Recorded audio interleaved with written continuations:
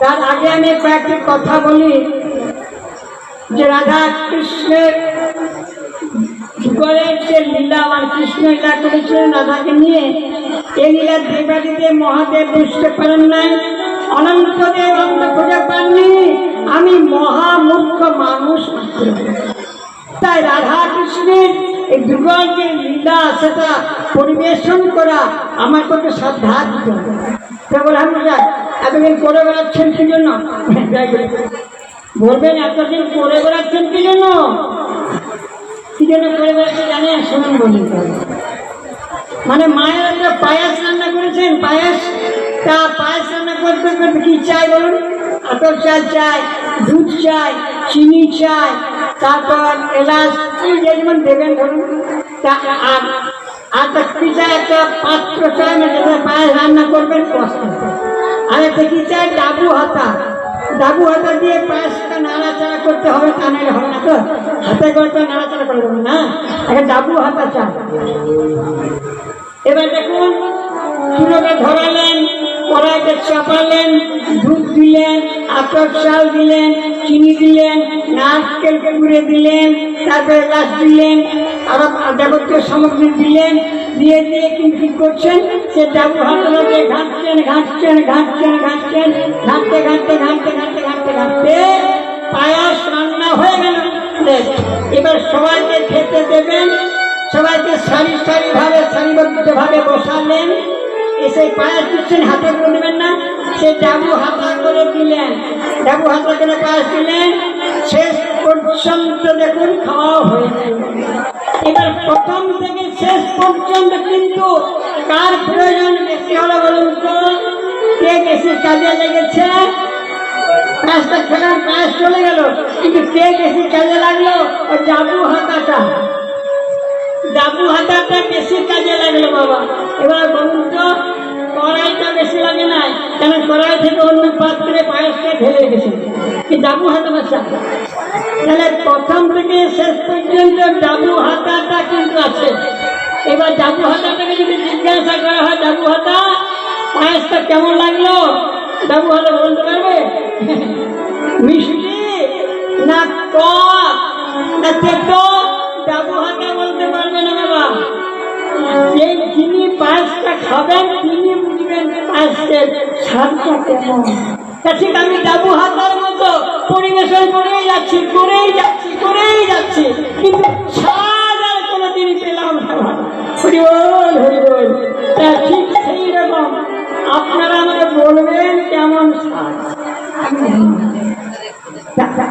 এবার চলুন আমরা সাধুগুরু বৈষ্ণবের চরণ আশ্রয় করে বৃন্দাবনে যাই। মন চলো যাই মধুর বৃন্দাবন, আমার মন চলো যাই মধুর।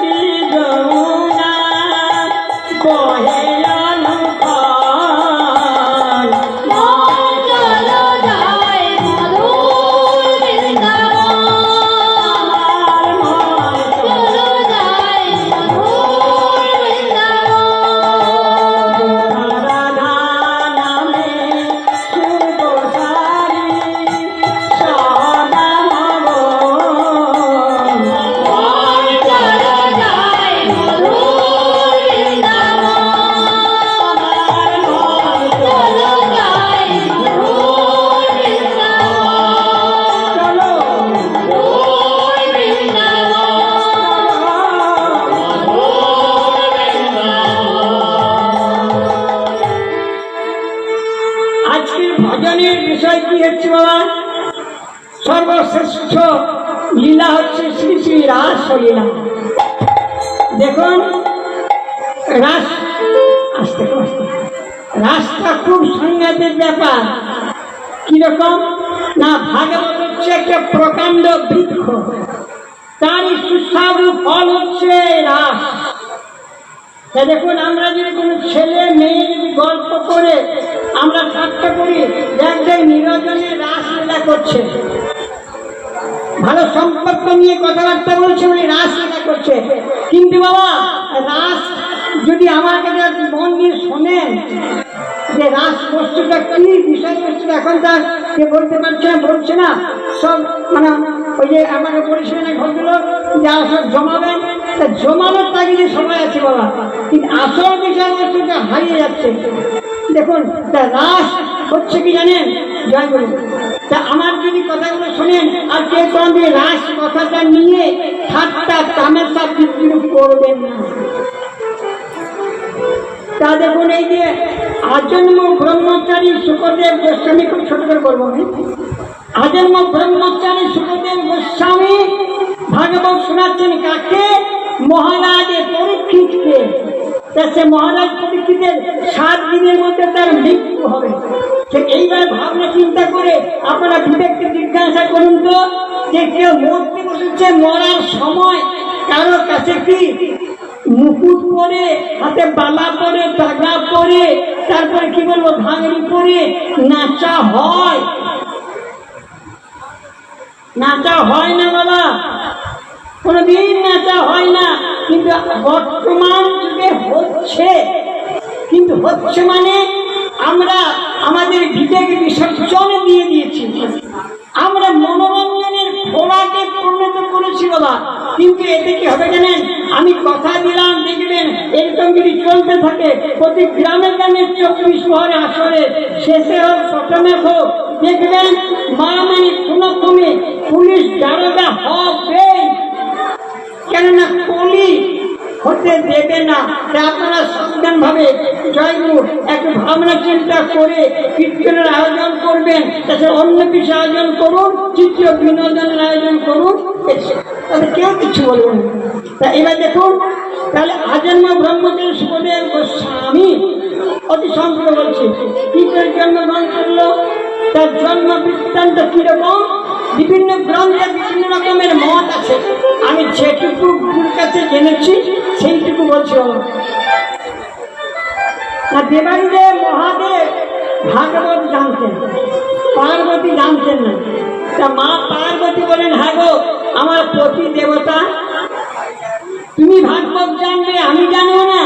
মহেশ্বর তো বলা, মহেশ্বর কি করবো ভালো না, একটা বৃক্ষ তলে বসে পার্বতী মাকে ভাগবত শোনাচ্ছে, আর পার্বতী মা আমার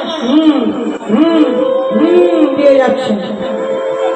সেই গাছের ডালে বসেছিল একটা সুখ পাখি, সুখ পাখি হুম দিয়ে যাচ্ছে। দেখো বিভিন্ন গ্রন্থে বিভিন্ন রকম মত আছে, এটা কালী সিংহের মহাভারতের কথা। তা যাই হোক, হু দিচ্ছেন, আর দিতে দিতে দিতে দিতে মা আমার ঘুমিয়ে গেলেন। তা সুখ পাখি দেখলো আমি যদি হু না দিই তাহলে ভাগবতটা তো শেষ পর্যন্ত শোনা হবে না। তাই পার্বতী মায়ের স্বরটা নকল করে সুখ পাখি হু দিয়ে যাচ্ছে। যে ভাগবত বলা শেষ হয়ে গেল, অমনি মহাদেব ধমক দিয়ে বললেন, হলো পাখি শুনলে তো ভাগবত, শোনো না বলছিলে, শুনলে তো। পার্বতী মায়ের ঘুম ভেঙে গেল। হে মহাদেব, হে আমার প্রতি দেবতা, আমি তো ভাগবত শুনি নাই, আমি ঘুমিয়ে পড়েছিলাম, এই আমার শেষ পর্যন্ত শোনা হলো না। জীবনে মহাদেবা হয়ে গেল রাত। তাহলে চুরি করে আমার ভাগবত কে শুনলো? তিনি শোন, ঘরে নিয়ে এসো। মহাদেব একবার বাবা কিশোরকে দিলেন ছেড়ে, সুখ পাখি ভয় উঠতে উঠতে উঠতে যাচ্ছে। আহাগো, ভক্ত না হলে কে ভাগবত শোনা যায়? এই যে কীর্তন শুনতে এসেছেন, যদি গোবিন্দের প্রতি ভক্তি না থাকে তাহলে তাকে ঘুম পাড়িয়ে দেবেন, টাকা দেখে নিয়ে চলে যাবেন। ভক্ত না হলে গোবিন্দ চরণে মন প্রাণ সমর্পণ না করলে ভাগবত শোনা যায় না। তার চক্র রক্ষা করতে করতে যাচ্ছে আগে আগে। আর যাই যে হলো কি, মহামুনি ব্যাসদেব একবার তুলে হা করে তপস্যা করছিল।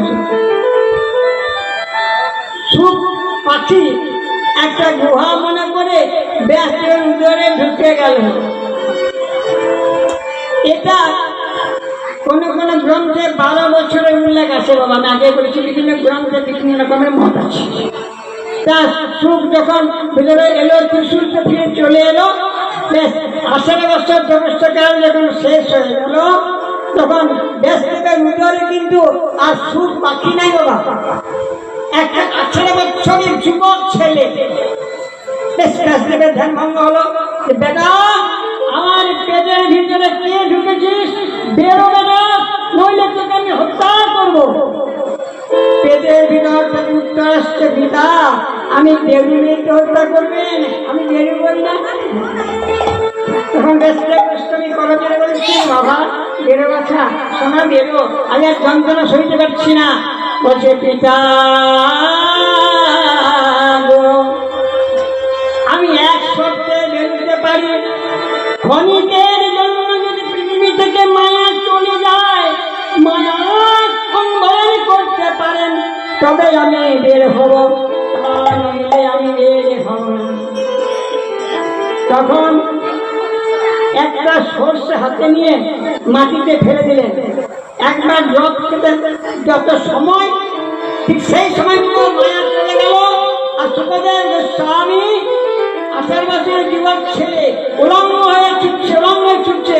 আর ব্যাসদেব গোস্বামী পিছনে পিছনে যাচ্ছে।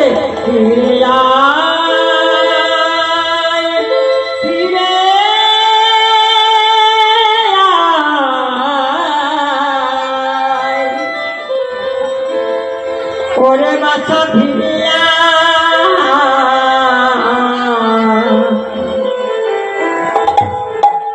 সুখদেব গোস্বামী পিছন ফিরে দেখাচ্ছেন না। কতগুলো অপ্সরা স্নান করছিলেন। সুখদেব গোস্বামী 18 বছর যুবক ছেলে উলঙ্গ হয়ে পেরিয়ে গেল, কিছু বিকার মানে বিকার ঘটবে না। ব্যাসদেব গোস্বামী যখন যাচ্ছেন, তারা লজ্জা নিবারণ করছেন। ব্যাসদেবের হয়ে গেল রাগ, আমার 18 বছরের যুবক ছেলে পেরিয়ে গেল, তোমরা লজ্জা নিবারণ করবে না, আমার কাছে লজ্জা নিবারণ করছো, তোমাদের অভিজ্ঞান না, অভিশাপ দিয়েন না। আপনার ছেলে মায়াতীত জগতের, আমরা নারী না পুরুষ তাদের কোনো জ্ঞান নাই, তার কোনো জ্ঞান নাই। আর এই যে আপনি মায়ায় বশীভূত হয়ে, মায়ার বশবর্তী হয়ে ছেলেকে ডাকছেন ফিরায়, ছেলেতে একবারও তাকাই নাই। আমরা নারী না পুরুষ ও কিচ্ছু জানি না। তখন ব্যাসদেব গোস্বামী জ্ঞান ফিরে উনি সেই আজন্ম ব্রহ্মচারী সুখদেব গোস্বামী মহারাজ পরীক্ষিতকে শোনাচ্ছেন ভাগবত। 7 দিনের মধ্যে মৃত্যু হবে। সেই ভাগবতের শ্রেষ্ঠ অধ্যায় এই রাসলীলা। দেখুন রাসলীলা কেমন জিনিস। আর আমরা পদে পদে মিথ্যা কথা বলে যাই, আর এক একটি করে আমি প্রমাণ দিয়ে দেয় গানটা। এবার দেখুন, সেই রাস মানে রসের সমন্বয় রাস, আর ভাঙবো না বেশি কিছু হয়ে যাবে। তা রাস রয়াকার যন্ত্রস রাস, রয়াকার তলব্যস রাস, রয়াকার মূর্ধন্যস রাস। রয়াকার মূর্ধন্যস রাস মানে হচ্ছে অষ্ট বলগা বা ঘোড়ার লাগাম। আর রয়াকার মূর্ধন্যস রাস মানে অষ্ট বলগা। আর রয়াকার তালব্যস রাস মানে হচ্ছে ধানের রাস, চালের রাস, স্তূপাকার। আর রয়াকার যন্ত্রস রাস মানে হচ্ছে গোবিন্দ আমার যে রাস করেছিল সেই রাস। আর রা মানে শব্দ, স মানে কৃষ্ণ। শব্দ ব্রহ্মকে আশ্রয় করে পরম ব্রহ্ম প্রাপ্তির নাম হচ্ছে রাস। সেই রাস্তার সঙ্গে পরমাত্মার যে মিলন, সেইটা হচ্ছে রাস। এই রাস গান করতে করতে আমার এখানে যদি আমি মারা যাই, প্রাণ বিয়োগ হয়, তাহলে জানবো আমার রাস গান করা সার্থক হলো বাবা। হরিবল হরিবল। তাই হরি হরি। এখানে অনেক তালজ্ঞ আছেন, অনেক গায়ক বাদক আছেন। দয়া করে আমি একটু তালের গান করছি, মানে ভালোবাসা নিয়ে বলছি। কেউ যদি তালটা কি করে জানেন তার হাত তুলবেন। হরি হরি হরি বলে তবে আমার প্রাণ যাবে। হরি হরি হরি বলে ও জনম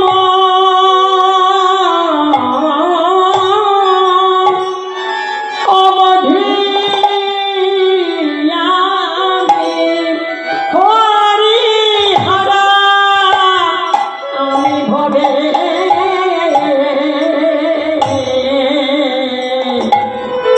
হরি হরি হরি হরি হরি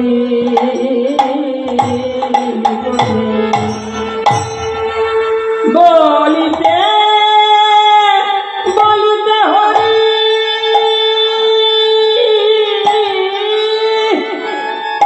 হরি নেবে আমার প্রাণ হরি। যখন আমি বলব হরি হরিতে হরি মিশে যাবে,